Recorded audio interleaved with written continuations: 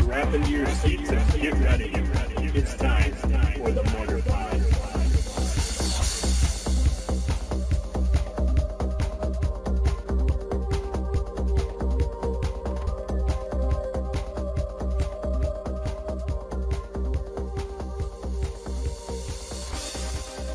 Hey, it's Alex from SeemsGoodMagic.com. Welcome to this week's episode of the Mortarpod. This is the 50th episode, so kind of a special occasion. I'm glad we've made it this long. We've been very consistent with doing the weekly podcast, so I hope you guys have been digging it. If you have, we are on iTunes now, so we'd really appreciate it if you subscribe to us so we can gauge better how big our audience is and have an easier time talking with you guys as well as gaining new subscribers, so people have an easier time finding us on iTunes. That would mean a lot to me. The Mortarpod is brought to you by SeemsGoodMagic.com. SeemsGoodMagic.com is my website. Features draft videos and standard constructed videos. A lot of fan-submitted content, which I very much appreciate. Articles, a blog, all sorts of good stuff, all related to magic. The Mortarpod is also brought to you by VarenCamp.com. Scott Varenkamp designed SeemsGoodMagic.com. He did a great job, so I point people out to his website, and that's at VEHRENKAMP.com. You can also follow us on Twitter at SeemsGoodMagic. You can email me directly, mortarpod at SeemsGoodMagic.com, and I respond to those whenever I can. You can also watch me live stream Tuesdays and Thursdays at 7 p.m. Central Time, so I've been just drafting a lot of Theros, and you can come in and watch me stream live and chat with me live, so it's kind of a cool little futuristic-y thing, huh? Okay, well, I hope you enjoy this week's episode. Our new segment is called Weird Harvest, and that's where we talk about the weird cards of Magic, whether it be a weird name, weird picture, weird design. There are plenty of weird Magic cards, so don't have any lack of content in that direction. And this week is actually a fan-submitted suggestion, so we appreciate that. Do that whenever you want. Okay, I think without further ado, we're going to start it. I talk about F&M, and Jake talks about the new Commander cards from a couple weeks ago. Okay, enjoy this week's episode. Hey guys, Alex Stevenson, Jake Face here for another episode of the Mortarpod. We're going to talk about F&M a little bit. Jake wants to go through some Commander stuff with you, and then we're going to do our new segment, which I'm calling Weird Harvest, by the way. Maybe I didn't tell you that, Jake. Sort of springing that on you now. Thematically, Weird Harvest is it is a Magic card, but our segment is going to be, we just talk about the weirdest named and designed cards in Magic. Yeah, it is. And Weird Harvest itself is kind of a weird card, but mostly we're just going for picture and name, but design will also be sort of a player in it. Last week we did the Beeble cards, all of them collectively, and we'll get to the last one at the end of the podcast. But for now, let me talk about F&M. So I'm still running Boros Aggro, which is pretty much red deck wins, except I'm running Temple of Triumph, the white-red Scryland, and I'm running Sacred Foundry. So I'm running 4 of each of those, and they're just splashing for Chain to the Rocks. And Chain to the Rocks is 1 white for attach it. It's an aura, attach it to a mountain or enchant mountain you control, and then when it enters the battlefield, you exile target creature and opponent controls until it leaves the battlefield. I like it a lot. Plays like a Path to Exile, Swords of Plowshare effect for red deck wins, and it's really important right now. And I'll go over some of the key units that it takes care of. We've got Boros Reckoner, which is just a big deal against the deck in general. We have Desecration Demon, which is tremendously popular right now. For many decks, the black-white mid-range, the Borzov mid-range, the green-black decks. Pretty much everything running black currently seems to be running Desecration Demon. It's very good. It's very strong. We've got Thoughtseize right now, too, which is obviously a very popular card. So having big old finisher alongside Thoughtseize it's almost like a strategy in itself. Mhm. You know, it's just a very good mid-range finisher. Mhm. Very excellent one. Does seem like a lot of decks right now are sort of, if they're not aggressive, if they're the mid-range, it's like all removal and then maybe like 12 finishers, like some Obsidian, Blood Baron, Desecration Demon. Right. You know, the big dudes that are currently played. You were kind of dabbling with, what was the Archangel of Thune, right? No, actually, I never did, but Oh, okay. it seems really good. Yeah, and it's not being played much at all, so people are still preferring the whole Obsidian thing if Yeah. they're going to do black-white. I feel like Obsidian is just really efficient, doesn't really lend itself to being charmed as much as Aureus Charm, you know, which is where Archangel probably falters a little bit. It can be susceptible to anything that's cool. It can be susceptible to anything that has combat-oriented stuff, like Azorius Charm. Yeah, that's true. So, because there's more, there's a lot of popular removal right now, like Mhm.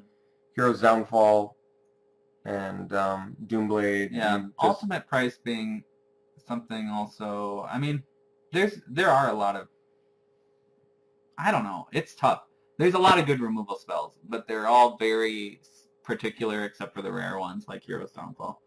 But ultimate price, Doomblade, Dark Betrayal, Glare of Heresy, they all do really good things, but they're just in such a specific way. No, that's true, and absolutely.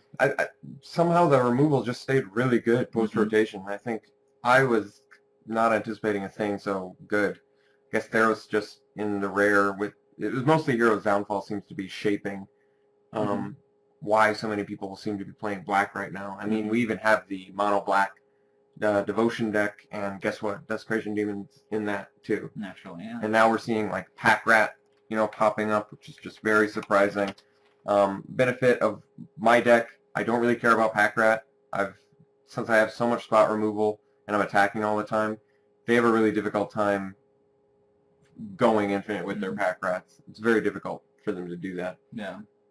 That being said, Pack Rat is a phenomenal card right now in Constructed. Yeah. It actually has panned out really well, and I think we've mentioned this before, Particularly but for devotion. yeah, the tokens you're creating do, in fact, boost your devotion to black, which is pretty unique amongst token creatures in general, I would say, right? Well, keep in mind that it's not like it's generating its own type of token creature. It's generating a copy of it, which, you know, there are some fundamental things that copying something maintains, and that is the name, the casting cost, the type, power toughness, all rules text, you know, so some things like the set symbol is actually not counted in that. And actually, set symbol isn't even something that cards can look at anymore. So cards like Apocalypse Chime and Argothian Silex, all those are actually completely don't work anymore. I see. Because they check for the set symbol, and that is something that is not an attribute on a card anymore. Interesting. According to its rules text. Okay. So, Right. yeah, I mean, when you're copying something, there are very particular things that you copy, and one of them is mana cost. It does appear that, at least that I can think of off the top of my head, Pack Rat is sort of unique in Standard right now, as being the card that lets you get copies and additional devotion. Doesn't Giant Solifuge, or Adaphage does. If you Okay. were to get copies of Giant Adaphage, you would get that devotion too. So. Okay. So maybe there's a couple others. Pack Rat definitely seems like the most efficient way to do that. Oh, it's definitely the most efficient. And the Mono Black Devotion deck, I think we know where that deck was, maybe if not last week, a couple weeks ago. And it's an interesting deck. I think it's pretty good. We're looking at like Pack Rat and Thoughtseizes and maybe some Read the Bones, Grey Merchants, Whip of Erebus, of course. And Erebus himself. It's a fun list. Yeah. It's a fun little list. It looks cool. Thankfully, the Boros aggro list I'm playing is very good against it. Like I said, we have spot removal for their Pack Rats, and we can usually swarm it since they have no... mass removal? None at all. Maybe Shrivel out of the sideboard if this deck, if the Boros aggro deck or Mono Red got popular enough, I could see Shrivel being a relevant sideboard card. But the nice thing is the Boros aggro, the one I run, I mean, there are a lot of X1s, but there's a lot of stuff that survives too. And they still have to deal with Mutavaults. They still have to deal with the Burning Tree Emissaries and the Gorehouse Chainwalkers, all of those guys that have the 2 toughness. So Yeah, there's actually just not a really good mass removal option for black right now. yeah, I agree. The Esper Control obviously still has the Supreme Verdict, but very low control element in our meta right now. I think Esper Control probably elsewhere, maybe a little more popular. We're going to take a look at a Star City games top 8, and we'll see how much still Esper. Top 8s, yeah. So it must still be good on some level. We'll have to take a look. Actually, did you see it in there? Maybe. I did. I saw it was, I think, top 4 or 5, something like that. Okay, so it's there. Yeah, we'll take a look at those lists. I'm just going to go through my matches real quick. If you don't already know what I'm playing, it's Fire Drinker Satyr, Rakdos Cackler, Gorehouse Chainwalker, Burning Tree Emissary. It's just all the cheap, efficient creatures you can possibly get your hands on in red. And then, like I said, I've got the I cut Goblin Shortcutters. Last week I had 2 of those main deck. This week I did 2 Boros Charm main deck, and I liked that. That was actually pretty good. I could burn somebody out main deck and survive giving to the Supreme Verdict. Main deck having Supreme Verdict protection plus a burn spell, both those options are very good. So I like that card in particular. And actually, the mono white aggro list, I think that we mentioned last week as well, it does seem that they're starting to move towards, and maybe the one we won, I think it was running Boros Charms main deck. Do you remember that? It was kind of doing what I'm doing, except instead of splashing for Chain of the Rocks, it was just splashing for Boros Charms. So that deck actually has a slightly different plan. It's more aggressive with creatures and less burn intensive. Mine's mostly creature, but it can clean up with burn, which is really nice to have that. It means you just pretty much have to do your work earlier, and then later you can hopefully just top deck burn them out if you have to, or clean up with Mutavaults or Chandra's Phoenixes and stuff like that. Chandra's Phoenix also being a really good card to have when you're burning people out. Totally, yeah. Yeah, and I got to do that in one of my matches. So my first match was a green-red monsters list, and this was a new guy to the meta, so his deck wasn't super impressive. He was running like Bow of Nylea. I saw Polykranos, Ember Swallower. I saw Voyaging Satyr and Ramp Elements. So there was like Elvish Mystic.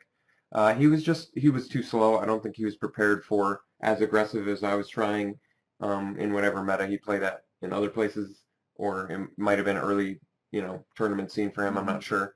But yeah, I took him out too fast. He didn't really have a chance. I have a good match against that in general because they run spot removal, but I can kill their rampers, plus I can still play creatures on top of that. So I usually can deal enough damage early where they just can't come back from it. Plus on top of that, keep in mind I've got the Chain to the Rocks, so really like big threats I can deal with 1 mana. So I just got too far ahead too early, and he couldn't deal with it.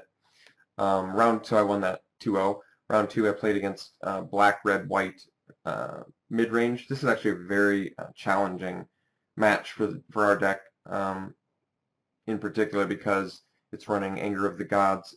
It's pretty much win cons are the Desecration Demon, Obsidian, Blood Baron of Vizkopa, and Boros Reckoner.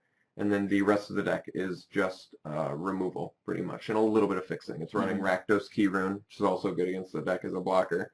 At least requires some spot removal. And Chain to the Rocks doesn't do anything against that either.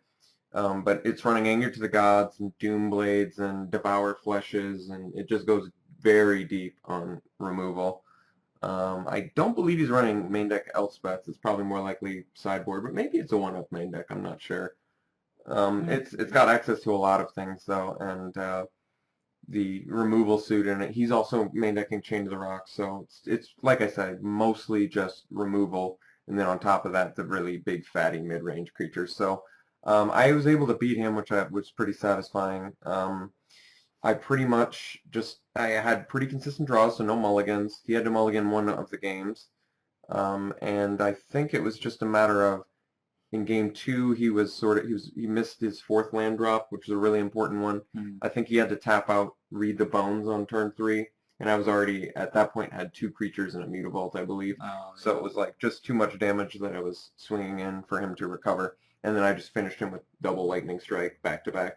So Yeah. any sort of fumbling against the red deck, and you just get punished too much. Well, So, and like you said, Read the Bones is punishing a liability as in well. that deck. Yeah. Yeah. Unfortunately, he said, because I questioned him about it after the match, I wanted him to, sort of know. I was like, I think it's beneficial for you to keep that in post-sideboard. But he said how important it is for his deck, because I believe he runs 26 lands or 25 lands. So he has some major flooding issues already. So being able to filter them away. But then it's almost like, wouldn't you rather just go into Magma Jet or whatever and do, like, if all you're doing is filtering away anyway off of it, at least that kills stuff against an aggro deck, you know? Yeah. I would feel like preventing 2 and getting the scry is actually a little more relevant than drawing 2 and getting the scry 2. I think it's mostly just because Read the Bones, good against the rest of the slower mid-range to late game control meta. No, I'm sure it's a great main deck. It just definitely gives him problematic matches for. Maybe it was one of those things where he assumed he already had a good match against the aggro because he should be between the Anger of the Gods, all the spot removal, and all the sacrifice effects. But his 2 losses that night were me and the mono white aggro list. So. Which is very interesting, actually, considering he's playing Anger of the Gods. Main deck 2, and then the sideboard 1. So he has access to 3 post-sideboard. Does he play Mizium Mortars too in his deck? I believe he does. At least a 1 of main deck, maybe 2 of. I'm really surprised that. I kind of feel like I would have just gone. He's also doing Stormbreath Dragon as another finisher, main deck at least. Well, whatever. I mean, regardless, I do know that playing Thoughtseizes and he has that. I think he has. Yeah. In fact, I know he has the Thoughtseizes main deck, so he is geared a little bit more. Keep in mind the aggro meta just this Friday was a little more than it usually is because we had, I believe, 3 mono white aggros, and I was playing the sort of red deck wins, and there wasn't any other aggro there, and there was maybe 19 people. So 4 of 19 expect to be hyper aggro, and then the rest was pretty much mid-range or some form of control, mostly mid-range. Mid-range is very popular right now. Yeah. Even the mono blue list, I consider that more mid-range than aggro. Yeah, I do too. I don't really see it as an aggro deck. It tries to be with the Raptors a little bit. Yeah, but it's not. It never is. It's a strange little deck. It doesn't exactly know where it wants to be. It needs the devotion, so I kind of understand the early drops, but at the same time, it's all about the mid game. It's not about killing you on turn 4. It's about killing you on finding turn 6, Thassa and outvaluing you and unblockable. Yeah, beating you down with a 5/5 unblockable. So anyway, I was very happy to beat that deck. That was usually what I consider a very challenging match because of the amount of spot removal he has. I really have to keep my plan good. The main deck Boros Charms I think are really good there though too, especially against Anger of the Gods. Green-black Value Rock was the 3rd match that I played, and that was a deck that was Thoughtseizes, Read the Bones, Scavenging Oozes, Pack Rats, Desecration Demons, Abrupt Decays, Putrefies. Sounds like a pretty fun deck, right? I mean, you've got some very essential removal and I really like Putrefy and finishers as well. So that deck was very good. I mean, Scavenging Ooze obviously good against the deck. If at any point they've spot removaled some stuff. Oh, it was also of course running Hero's Downfall. Pretty much just assume anytime I'm saying a black deck. Yeah, that it has Hero's Downfall as a 4 of. At this point it's pretty much just a stock 4 of in for every deck. That much more relevant than Murder. So $20 price tag for a reason. Justified. I think taking out an Elspeth the turn they play it is pretty relevant. And Elspeth is certainly same with Jace. Certainly up there with Jace. Architect Thought is the most popular ones in Standard right now. We are seeing Xenagos seeing some play, which is cool. It's cool. He's not that good. Like, his ultimate's not that good. I've seen him. If you can set them behind for many turns in a row, for example, Buck in our meta, he was running a deck that was doing Elspeth, Assembled Legion, and Xenagos in Naya. And that was cool. That was like, wow, that's a ton of tokens. I think he's best as a ramp, honestly. Like, with the devotion. No, it's number of creatures. Number of creatures, yeah. Okay. It's probably just best because you can do stuff like Rakdos' Return, Clan Defiance, and actually the fact that Ravnica Block gave us so many ramp or like X spells that you can use, it's pretty cool. Like Gaze of Granite, and Oh, and yeah, he was also doing I mean, that card in the value rock deck, yeah. at least post sideboard. Mhm. For a lot of value one game. He actually, in top 8, I played him again. I'll get back to that, but he did play, he mulled a 4, and he did remarkably well on a mulled a 4. He actually Gaze of Granite for 1, took out 2 Chain to the Rocks, and killed a Rakdos Cackler, and got back really 2 huge guys. So that was pretty challenging. But I did beat that list. I was able to just steamroll it. Once again, Pack Rat, maybe a big deal in some of the matches. Not that big a deal against us at all. We can really get past Pack Rat, no problem. Mhm. He's still losing some value, and he has to really do some trades and stuff like that. Are there any other rats in Standard other than Gutter Skulk and Drainpipe Vermin and Ogre Slumlord? Mutable. That's a relevant one. Yeah, that's true. I They forgot get about to, that one. they can activate their Mutable and pump their Pack Rat. I hate Mutavault because it's like the exception to every rule. No, Mutavault's insane. I definitely didn't mean to be an I ass, know. but No, but 'cause it's I've already already- something you can do every time though. And I believe that deck is, maybe the one I played last night wasn't running Mutavault, but I feel like if it wasn't, it should have been. Because Pack Rat and Mutavault are actually just really good together. They are. And it just tricks the hell out of people Mhm. that they never Yeah, expected. yep. It is something totally unexpected, so I can get behind that play. But there was nothing out of Theros, I guess, is what I was... But yeah, you're naming more specific rat cards, so yeah, I can't think of I any don't think rats there were any Theros rats. And actually, it just doesn't make sense. There weren't any, like, rat myths. in Grecian. So, I mean, Grecian rats. yeah. It's actually kind of funny that they decided to bring zombies into it. Because zombies were never part of that lore. I see where they went with it, and it makes sense when they put it in their scope, but I would have thought they would have brought them back, like, as spirits, I see. But they have that aspect, too. It's just that your spirit and your body separate, and so your zombie is your non-spirit, like your body without... Your zombie is the body without the spirit, and then the spirit is an eidolon without the body. That's and what those- an eidolon is. They do have eidolons in this Mhm. too. Okay. Are those spirit creatures then? Is that right? Mhm. Those are all the bestow guys? Well, they're There's not all a couple eidolons. bestow, I see. but Like hopeful eidolon. hopeful and Yeah. baleful. Yeah. Okay. That's good to know. Is eidolon an actual word, or is that Yeah, unique to this? eidolon is a word, and Oh. it's like spirit, or I don't know what else. It's in the same line of spirit and spiritual being. Okay. I forgot to name this card too. This is an actual hyper relevant card against us in the Value Rock deck. Golgari Charm. Golgari Charm, we mentioned this last week, 2 weeks ago. Very popular card. Green and a black, instant. Choose one. All creatures get -1/-1 until end of turn, or destroy target enchantment, or regenerate each creature you control. So obviously the first two, super relevant in the matchup against us. We have plenty of X1s, so they can get some total 2 or 3 for 1 value quite easily. And destroy target enchantment, definitely relevant too against us since we're running Chain to the Rocks.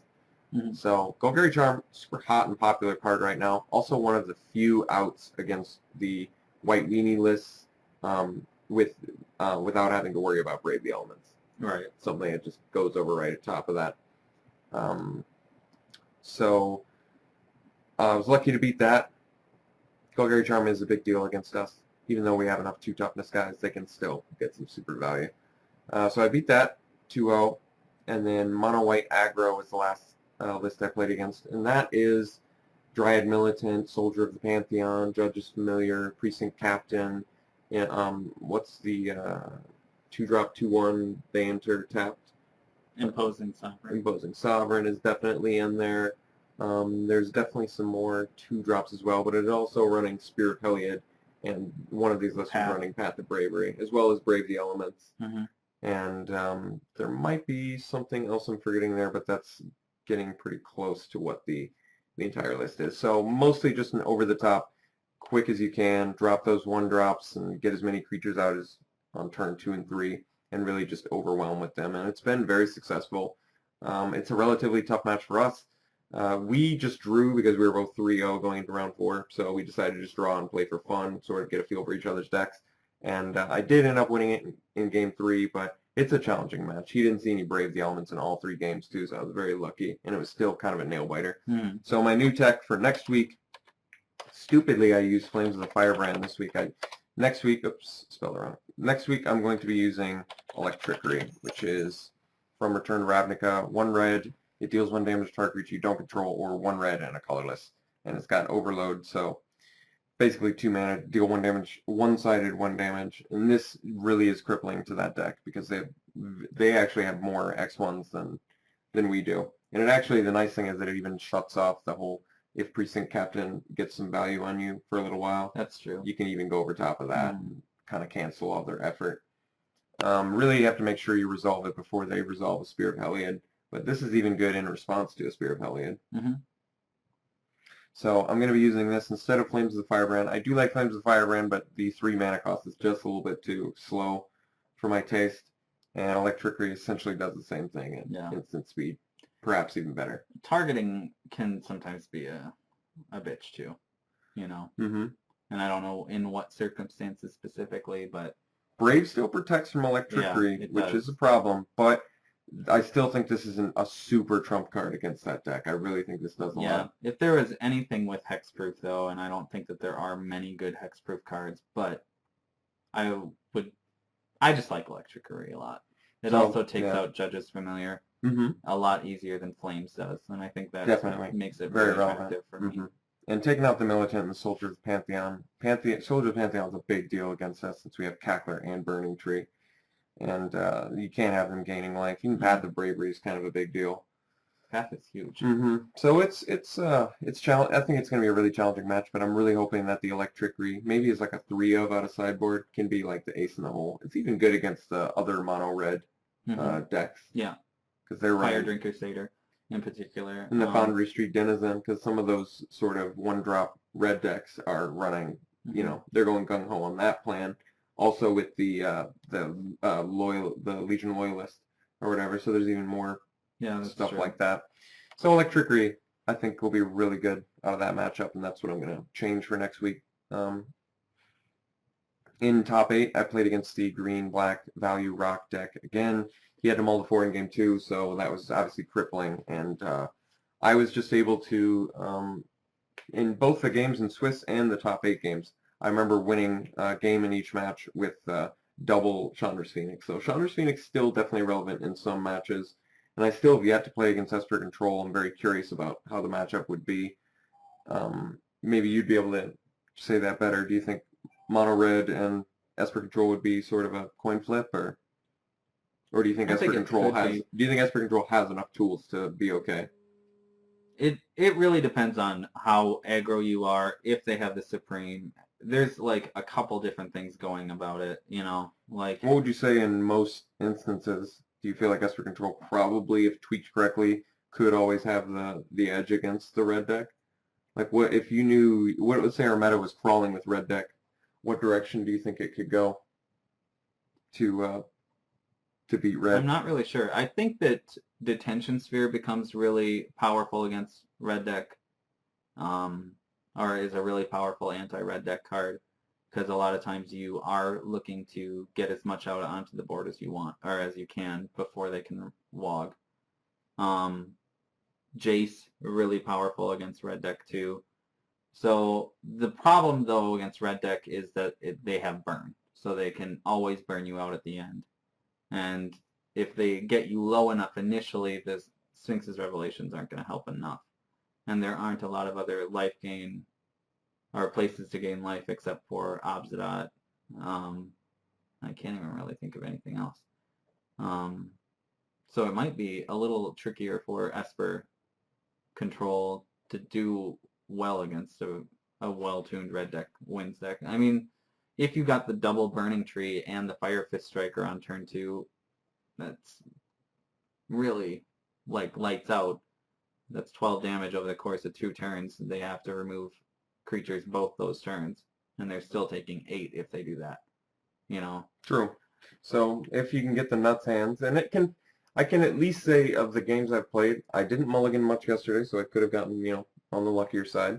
But I think I maybe mulliganed once total, and I was super satisfied with how it was panning out.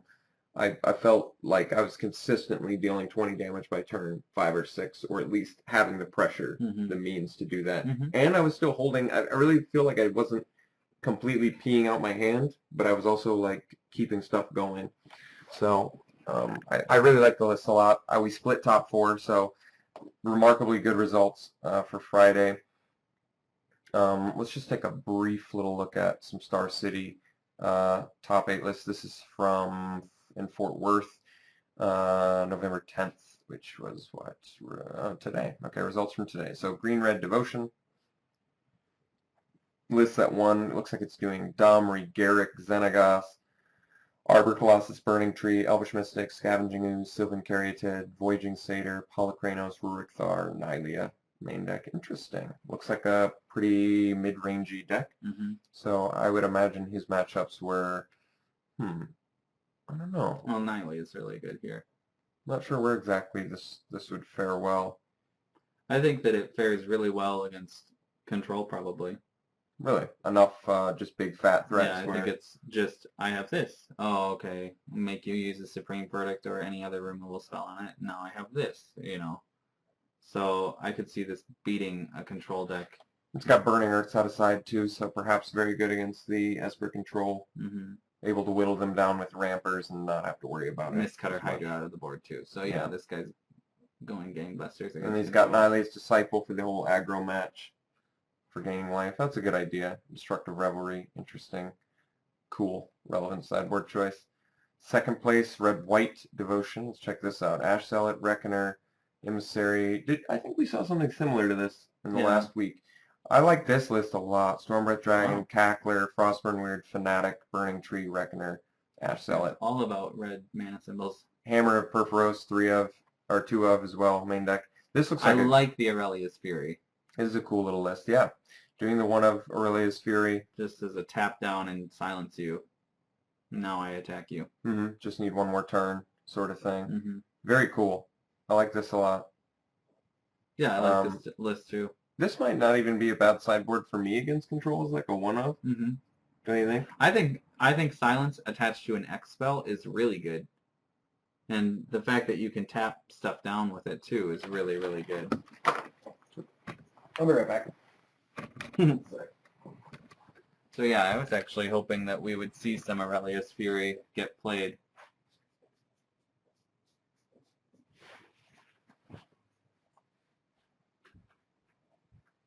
One Chain to the Rocks is kind of interesting though. Didn't think that he needed more. Just one of main deck? I guess it doesn't add any devotion to red, which is what he's primarily doing. And he had 3 out of the sideboard. So he definitely was like, that's definitely for the aggro match as well. Frostburn Weird, very good in the aggro match. Mono Blue is doing the same sort of game plan with it. This looks like a cool deck for Fnatic. Do you think I bet against Control he probably gets out of the whole Fnatic plan just because it's so fragile to Supreme Verdict. But I bet this fares very well in other matches. I mean, quad Stormbreath Dragon, this guy's very serious about dealing fast damage when he pays mana. So yeah, Stormbreath is sick. Hammer main deck, interesting choice. It's almost like he's waxing and waning between having a good aggro and a good control match. He's got elements of both. I think he wants to just go overhead with the Fanatic at the end. And so he's Hammer's still starting good in the with control too, yeah. He's starting with that aggro, and then he can hit the control with the Hammer and the Stormbreath Dragon. I like it. That's cool. Let's see what else we got. You wanted to look at let's look at the blue-white control. How about that? Took third, got Aetherling, an Elspeth, 4 Jace Architect, 2 Ratchet Bomb, 4 Detention Sphere, 4 Azorius Charm, 2 Celestial Flare, 3 Dissolve, 1 Last Breath, 3 Sphinx's Revelation, 2 Syncopate, 3 Divination, 4 Supreme Verdict. On a sideboard for the aggro, a couple more Last Breaths. What else for aggro? Maybe Glare of Heresy, it's mono white aggro. I don't know. Doesn't really look like he cares about aggro. Blind Obedience is about the only other thing. Main deck for Supreme Verdict. So I mean, yeah, and 2 Celestial Flare, 4 Azorius Charm, and 4 Detention Sphere. He's honestly main deck with even with Ratchet Bomb. if it's for the one drop. He's against aggro main, and then he sides out of that into more of an anti-control strategy if he needs to. An Architect of Thought is very anti-aggro anyway, to begin with. So does this look like something you could play? How do you feel about this whole divination? I've played divination, and it's fine. It's what is available, and it's playable because of it. You know, if you have access to black, I feel like psychic whatever is better, because not a lot of people utilize any cards out of their graveyard. Forget what that card's called. Where they use something out of their graveyard? No, the psychic one. Psychic Strike? Is it? The black. Or is that a counter spell? Black. That's a counter spell. What's the one that Draws and draws makes and them. mills? Is it 5-drop or something? No, it's 2 or 3. I mean, 1 in a black and a blue. Oh, I don't know. Is that in Dragon's Maze? Mm-hmm. I forget the name of it already. But there was one that drew 2, make them mill 2. I think you're right. I vaguely remember that now. And so I kind of wonder if that card's just not better because it actually has the potential to deny them resources. But divination's fine too. So this looks pretty good overall. Would you like this more or less than the whole Esper list? Well, this guy's practically an Esper anyway. He's running the Temple of Deceit and Temple of Silence. And it's pretty much just no Hero's Downfall. No, yeah. He didn't want to mess with the mana base. And I don't even understand why you wouldn't, because Hero's Downfall is just that good. I mean, Last Breath's great. Celestial Flare's okay. I don't know. I feel like you could easily just shove the 3. Let's take a look at the Esper control list right below it. This one's doing the double Blood Baron main deck, which we saw last time too. 4 Detention Sphere, 3 Azorius Charm, Devour Flesh dissolves, Doomblades, Hero's Downfall. Just 2/2 split there. Interesting that. I really don't like Doomblade that much. Interesting that he would opt into the 2 Doomblade instead of the 4 Hero's Downfall. Yeah. Must have been really just worried about not being able to find that second black source or get to 3 mana, or want to use 3 mana I better. suppose that makes sense, but you're playing the full 8 of on Temples, and you're playing the full 8 of Godless Shrine, Watery Grave. How are you not getting to double black? I don't know. Maybe he just didn't have 4 Heroes Downfall either. That's true. More likely, maybe he was worried about aggro. Just wanted to make sure that match was good. Feels confident about the other ones. Let's look at this white-red aggro list. So this is Boros Elite, Boros Reckoner, Skyjack's Militant. Skyjack is definitely in the mono-white aggro list. Frontline Medic, which I didn't see last night. Precinct Captain, Soldier of the Pantheon. I believe both of them were doing 1 of Ajani's. Maybe 2 of, but more likely 1 of. Definitely the 4 Mutavaults. Boros Charm they weren't running because they're mono-white. Boros Charm being the key card here that they even want to be in red for. Reckoner doesn't punish you very much for playing it. It also has the 2 Spirit Helliot in it, which is cool. 3 Banisher Priest sideboard. I believe the ones playing last night were main decking the Banisher Priest.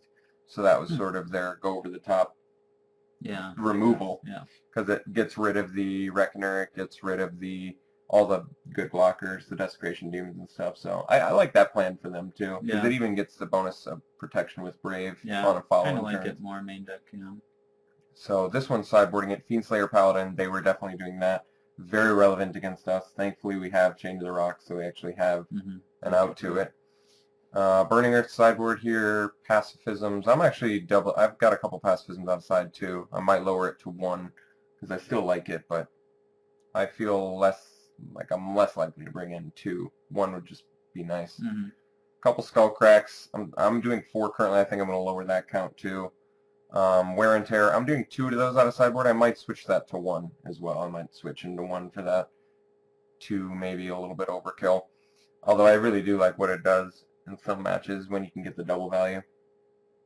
And then I have 2 Mizium Mortars as well. It's kind of funny. There's let's just say 0% chance almost of overloading that Mizium Mortars. All their red sources are 4 Sacred Foundries and 4 Temple of Triumph, so it would be very difficult for them to get that. But so obviously this card is more for the Loxodon Smiters or Blood Baron of Vizcopas and Storm Breath, so there's a lot of relevant targets. This deck's good, very solid. Hopefully Electrickery. I mean, if we were just to count what Electrickery takes care of, we're talking Boros Elite, Skyjack, Militant, That's 12, 14, 18 cards in the deck are answered with Electric React. That's huge. Yeah. That is very Electric huge. is really good. This one's not doing the Judge's Familiar. Keep that in mind too. But that's a good list. I think I can up my matchup against that with Electricity significantly. What's the blue-green devotion? I need to look at that. All right, blue-green devotion. We've got Cloudfin Raptor, Frilled Oculus. Ooh, fun. Huh. Frostburn Weird, Judge's Familiar, Master of Waves, Nightveil Spectre, Tidebinder Mage, Thassa, Jace, Architect of Thought, 2 Cyclonic Rift, Rapid Hybridization, and a Bite of Thassa. Sideboard, we see some Master Biomancers, which is cool. And that's about it. So let's talk about the actual green in here. We're looking at Frilled Oculus. We're looking at Simic Charm sideboard, Master Biomancer sideboard. Not too much else in the green. Really just the Oculus. Very interesting. So Frilled Oculus, I mean, granted good against aggro. Does evolve Cloudfin Raptor fairly For 4 frequently. mana, you can have a 3/5 unblockable with the Thassa out. Does evolve the Raptor, which I think is the biggest complaint about Raptor, actually, is that not enough stuff evolves it once it gets 2 toughness. Or something like that. But maybe I was wrong. I can't remember. I remember people complaining about how Raptor didn't work enough. I'm definitely fascinated that this deck felt it necessary to go green, because it does seem so light that it's almost like, why did you opt into green at all? Why not some other color? Like black. Yeah. Which has at least Hero's Downfall and stuff. Other removal. Yeah. So very strange, but got him 8th place, so that's cool. I mean, you do have Breeding Pool and Temple of Mystery right now, so you have the means to fix for green. Yeah, but neither one of those is like... Very fascinated there's no Scavenging Ooze. I guess I would have at least expected that out of sideboard or something. And you know what? Maybe Azorius Charm is maybe going white is actually the right call, because then Azorius Charm... And Sphinx's Revelation. Yeah, but Azorius Charm in particular, because of lifelink, because of, like, the tempo... I was going to say, especially Sphinx's Revelation, because of Nykthos. Yeah, Nykthos actually would be really great. Because you can get that 5 devotion going and then just draw a bunch of cards. Yeah, maybe the issue there is that you don't have a scry land. Oh yeah. But even still, I feel like You'd be able to make that work somehow. Justify that. Light splash, Zorius Charm. Are there any Sphinxes. good, like, there are no good blue-white hybrid things other than the... There probably familiar. is. There's the Hoplite, but that's heroic. There's the new dude who's got, it's not hexproof, but when he hits, he like exile and you get to play their spells for free. Yeah, but everything is like none of it's gold. You know, I wouldn't mind doing like 2 Sphinx's Revelation and then just keeping it all blue creatures, you know, because you want your devotion to be blue if you're going to do the Nykthos thing. Definitely. So... I don't know. It'd be something to think about for sure. The Cyclonic Rift in Nykthos is already good, though. Yeah. For that mono blue list, they can really get that devotion fast. All right, so that's the Fort Worth, Texas results. Jake, do you want to show us some cards for... Ooh, well, why don't we just go into this section before we talk about Commander. All right, so this was a suggestion we got. Horrible Hordes for this week's Weird Harvest card. Weird Harvest card. Yeah. So Horrible Hordes is 3-drop, 2/2 artifact creature, and it's a spirit now. Very interesting. That is really interesting. Artifact spirit. I think it's because it's supposed to be possessed. So it makes even less sense now. oh, I see. Possessed items. Okay. And it's a 3-mana, 2/2 artifact creature with Rampage 1. So it's called Horrible Hordes. It comes out of Mirage. What do you have to say about this card, Jake? Wow. This Bored of card, it? yeah. This card is like, when would you ever block a 2/2 for 3 with more than 1 creature? You know, that's kind of what it comes down to. Yeah. Because 2/3 for 2 was actually kind of standard issue even then. Like, you could play Hurloon Minotaur, Hurloon Shaman. There were just cards that were better than this. Keepers of the Faith. This card's really bad. And it's terrible. It's a terrible card. The name is very strange. It's called Horrible Hordes. Jake had said earlier how the flavor text almost makes fun of itself. Yeah. If you are able to underestimate the hordes, if you are able to underestimate them. You can't even imagine how bad they are. That's what that flavor text says to me. It's terrible. Yeah. Picture is very fascinating in sort of a fun way. There's a bunch of different various items. We're looking at like a spittoon, like a They all have safe. faces on them. Yep, they There's all like a very comical, deranged yeah. faces. There's like a lamppost. Yeah, a lamppost. What's this weird thing with the wheel on I it? don't It's know. almost like a steering wheel Yeah, thing. there's like a trash compactor behind the lamppost. A windmill's in Yeah, the background I and see a that. tree. Is this a tree? It's I feel like the trees are part of the hordes, but I don't understand why. Because why are they an artifact then? there's multiple. You know, There's multiple trees. Wait, what's this thing on the left? Can you even ID that? no, I It's bet like a these dog are or easier to see if you are holding the card itself too. It's almost like a. Oh, that actually helped a lot. I don't know what that is, but it's very strange. This one's like an automatic litter box cleaner down in the foreground. This little tiny guy here, who's unidentifiable. Yeah. This thing looks That's strange. one of those drinking water birds, you know, Very- toys. Very strange card. So Horrible Hordes, that was a suggestion. We appreciate that one. That was a good suggestion. It was, because this card has got the weirdest That's damn so design. terrible. Yeah. So artifact creature named Horrible Hordes. It's a spirit. What is this actually? Why does it say 2/2 and then 3/3? 3 mana. Oh, okay. I think the 3 is its mana cost, and then 3 in parentheses is its converted mana cost. Oh, I see. So, you know, if Oh, it were okay. colored, If they were colored mana, it'd make more sense. Got it. All right. Should we see the other languages of it? Hordes. I like Horrible. Horde Horribile. So cool languages on this one. Weird card, poorly designed, but the most important aspects of the name and the picture, extremely bizarre, unusual spirit creature. Very bizarre. Yeah, Spirit blows me away, actually. I'm really surprised that that's what they that's came the up one with. they all after. go, spirit? Spirit. Do we They're want? possessed. I think it was after they came up with like haunted, like armor or whatever the one is that becomes the spirit, or ensouled Oh, okay. scimitar, or maybe dancing scimitar. That's also a spirit now. Okay, I was gonna So- say maybe construct, but Yeah. construct has to be like a golem. Actually, construct would have worked because these are mechanical with faces built onto them. Like when I think of a spirit artifact, I think you are being possessed by a spirit and you are floating, or like you are able to move because the spirit is moving you. These look like they were built to move. They're built with legs. They're built with faces. You know, Mm-hmm. these were designed to move and attack and stuff like that. So I think construct would have been a much more appropriate creature type. Me too.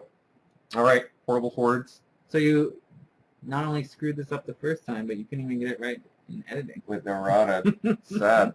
Hope they don't reprint this one. They Yeah. never will because Rampage is Rampage, a yeah. worthless ability. They need to update that ability. I feel like didn't they already with something? Maybe Yes, not. Bushido is sort of like it. Except but- what it should have been. No, Bushido only gets it Once. one bonus. Yeah. But it's as soon as it's blocked. I see. Yeah. It doesn't matter. It's more intuitive and it makes more sense. Mhm. Rampage ultimately a failure unless it's coupled with trample. It makes no sense otherwise. Yeah. Okay. So we've got that. Do you want to talk about some commander? Jake, Yeah. you're definitely more savvy with commander. So tell us, maybe you want to talk about the new ones because you got a chance to play there them. was a new commander set that came out like 2 weeks ago now. You can name and- some of those if you want. I wish I knew all their names. I was playing You'll probably my- find it while you're Yeah, talking. actually. I was playing a couple guys at the store, and actually a couple guys I work with. Marath is the white, red, green one, and that was one that one of the guys is playing. I think that should get you there. Yeah. So you played this deck too Mhm. when we played. Yeah. And this card's really amazing. This card is crazy. He It played is. it right out of the box, and it's a good competitive deck right out of the box. So he was playing this one. I was playing, oh my god, I don't even know his name. Nekarav? I don't know.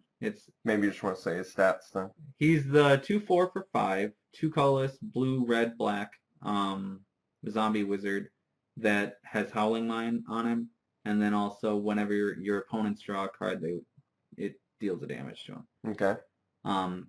Never played him once, but It was a really good game. It was just the three of us, so it was all checks and balances up to the very end. I'm trying to think of what the real cool plays were. We were like all pretty close to death.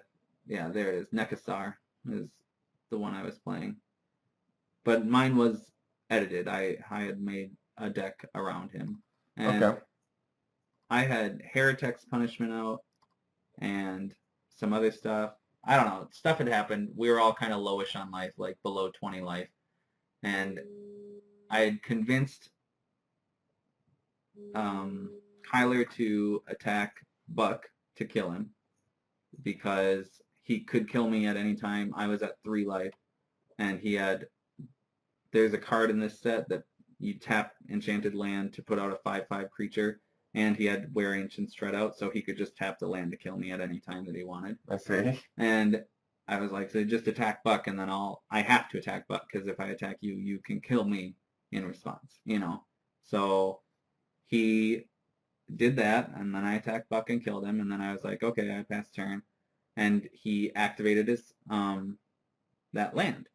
So I activated my Heretic's Punishment, and he cast Slice in Twain, which is destroy target artifact or enchantment and draw a card on my Heretic's Punishment. So I swerved his Slice in Twain to hit the land that was... No, the Wear Ancient Shred, which is what was okay. going to kill me. I see. And then I activated Heretic's Punishment 2 more times, and actually my Heretic's Punishments dealt a total of like 26 damage. Oh my god. Because it hit like and it was 6, enough to kill him? 7, and maybe it wasn't 26. Maybe it was just 20. But enough to kill him? But yeah, it was epic.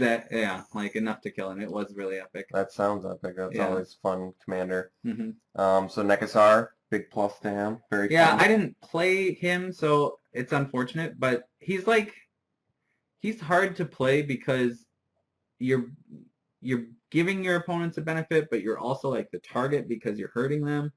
So it's a difficult one to really set yourself up to play, I think. 2/4 is like kind of weak for 5 mana also and 3 colors. So he's not like long for the world when he comes out. I don't know. It's tough. It's tricky. I think I would probably change my commander to something else just because he draws so much fire if you want to bring him out. Do you have any words to say about the other new ones? I think they did a really good job with this set of commanders.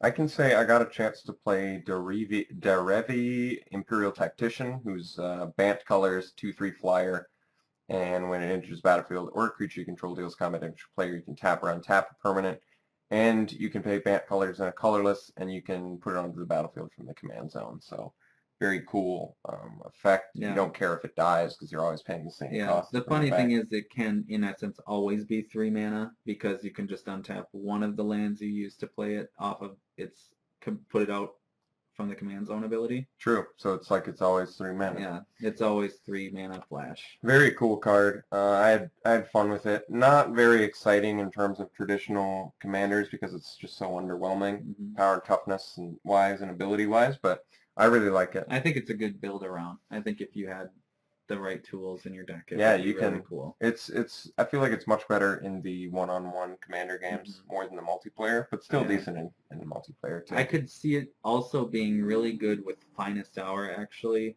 or even equipment.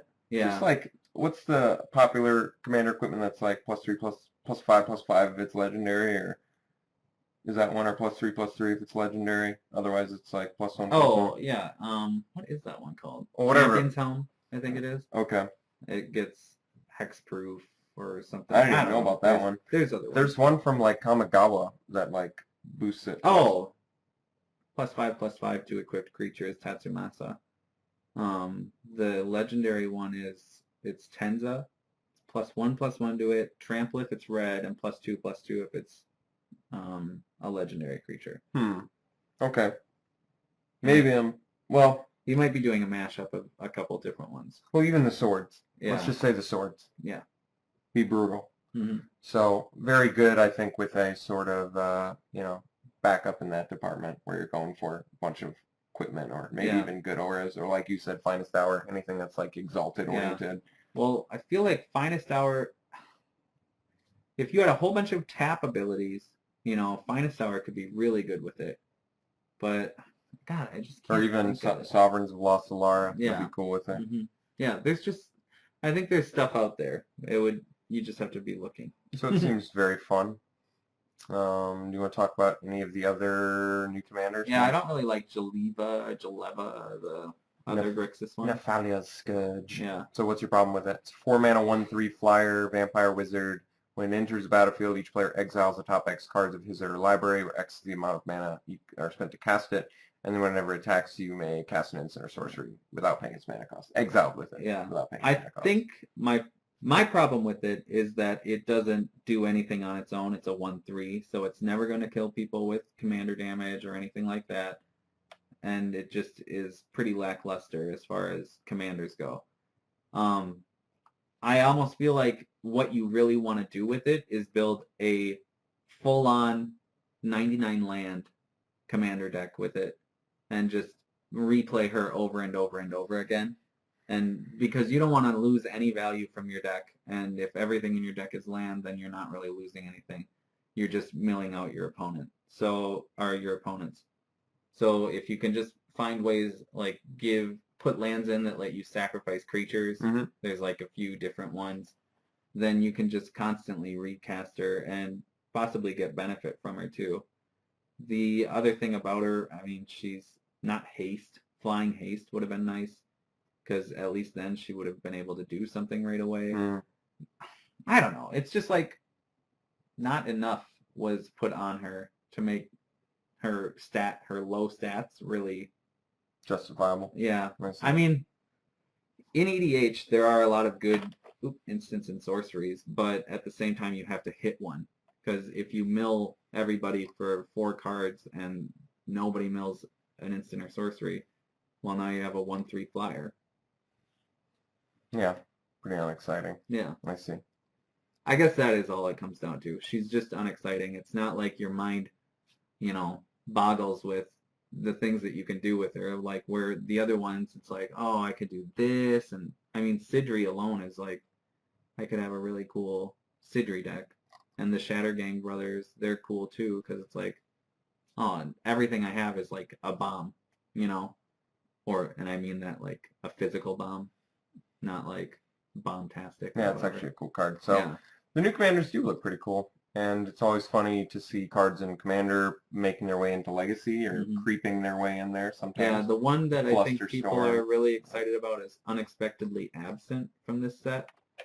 And that is a white card, so it's right up here anyway. Put target non-land permanent into its owner's library just beneath the top X cards of that library for 2 white and X. It's destined to see some play. Is that what people are saying? Yeah, people are excited about that. Oh, and also True Name Nemesis, and then Baleful Strix is back in this. And where's that at? Oh, True Name Nemesis. Okay, 3 mana, 3/1. When it enters the battlefield, choose a player. Has protection from the chosen player. Interesting. So they can't use spot removal to kill it. That's a fascinating new Everything that direction. they control can't touch it. They can't block it.